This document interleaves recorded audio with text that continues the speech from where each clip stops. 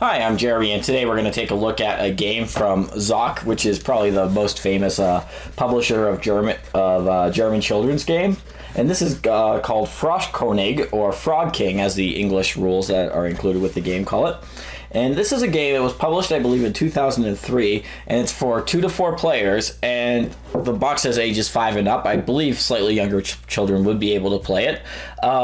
And it plays in about 15 minutes or so, although it's variable length. You could set the length of the game based on how long a game you want to play. And it's a very unique game with really terrific components in which players are going to be frogs who are attempting to stretch their tongue across the table in order to be the first to kiss a princess. So let me take a minute to show you how this works in practice, and then I'll come back and let you know what I think about the game.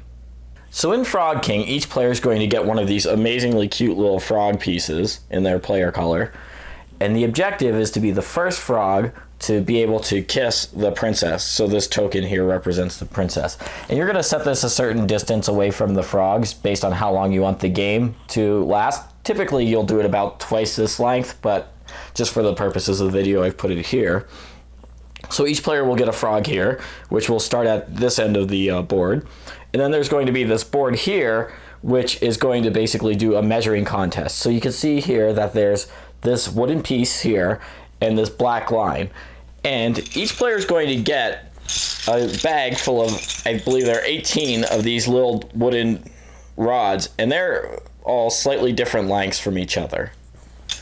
And so what the objective of the game is for each round, each player to grab out 2 of these wooden pieces from their board, and then when they're played out on this board, players are going to be simultaneously selecting them. When they're played out on this board, you want to be the closest to the black line without touching it or going over. And the players that successfully do that will get to add tongues to their frogs. So in practice, that would probably work something like this. And again, you're not supposed to look at them. And obviously, if you're playing with children, you could be a little bit more forgiving about the rules. We typically would play that if you take one piece out, you're stuck with it. But you're just supposed to grab 2 pieces. So let's just say I took these 2, and then they would go to the side. Then every other player would do that. Let's just say with this player, they take these 2, just completely at random. And with this player, they grab, let's say, these 2. So everybody will have grabbed 2 pieces. And then what you're going to do is, and it helps if you have somebody hold this down just so it doesn't slip, you'll have each player line up their pieces onto this board. And you can see here the red player is on the line, so that would be basically a foul. They would not get to compete. And here the yellow player is over the line, so they would not get to compete. So the green player with this short piece here has won.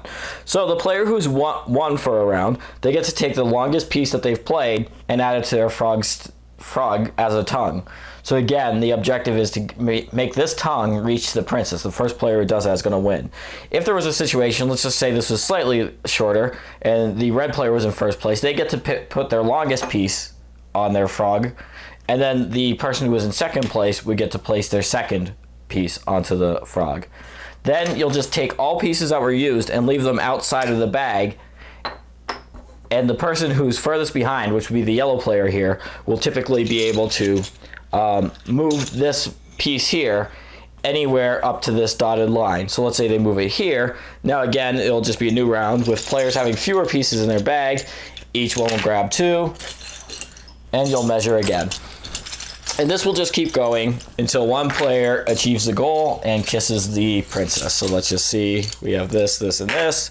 Again, entirely randomly. We've chosen those. Let's see, green is over the line, yellow's fine, and red would be over the line. So here, yellow would get to take the longest piece and add it to their frog. So now green would be the shortest. They would pick where this bar goes for the next round. And this is it. So the game will just keep going like that. If ever you run out of pieces from the bag without the frogs kissing the princess, then you'll simply take any of these pieces that are left on the side, not the pieces that are attached to your frogs, add them back to the bag, and keep playing until somebody reaches the goal of kissing the princess. All right, so that is Froschkönig, or Frog King, and I think, as you can see, this is an extremely unique and extremely weird game. It's one that is clearly aimed at children, and I think works very well for children, but could be played with just adults in a filler / party game setting. It's a shame that it really only goes to 4 players, although I suppose you could buy 2 sets if you're able to find a second set of the game. Something that's interesting about the game is the fact that it scales really well, both in terms of time. You could set that princess marker further back if you want a longer game, closer if you want a shorter game, but then also in terms of ability. If you're playing with just kids, you might want to let them, take pieces out, look at them, determine which, compare them against the board, whatever. However easy you want to make it for kids, you could do that. And that is you could handicap it for adults. You could give adults a time limit. You could require adults, and this is what we do, require adults to take 2 pieces out of the bag simultaneously, and as soon as they take those 2 pieces out, they're stuck with those first 2 pieces that come out of the bag. And if you're doing that with a time limit, I think this game is challenging enough for just adults. So it's interesting that could scale. I mean, I'm not saying that this is requires almighty great skill. It's not like an amazingly difficult game, but it's something that is very funny because you would think that it's so simple to estimate a length just by touch, but it's not a skill that you actually develop very often.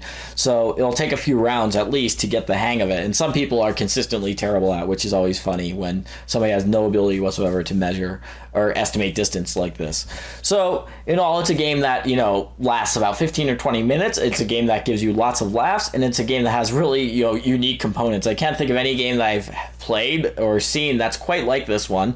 Zoc, the publisher, has a ton of really unique, really terrific children's games that are also appealing for adults just because of how odd they are. And I think this would be one that qualifies as a game that could bridge that gap. Kids could play with adults, kids could play just by themselves, or adults could play by themselves in a party game setting. So, this is a game that I would definitely recommend if you could track down a copy. Froschkönig or Frog King. And those are my thoughts on it. Thanks for watching.